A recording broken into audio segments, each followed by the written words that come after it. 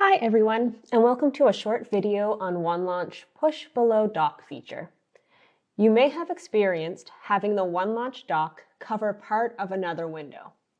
This tends to happen when another application does not recognize that OneLaunch is taking up some space at the top part of your computer screen. This is where the Push Below Dock feature comes into play.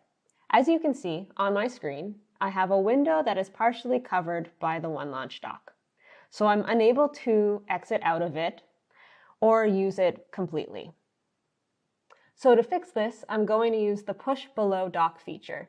So to do that, I'm going to right-click on the OneLaunch dock and then select Push Below Dock. This moves the window below the OneLaunch dock, so now you're able to access all of it or exit out. And there you have it. I hope this troubleshooting step comes in handy. If you have any further questions or inquiries, please reach out to our support team at support@onelaunch.com. Thanks for watching.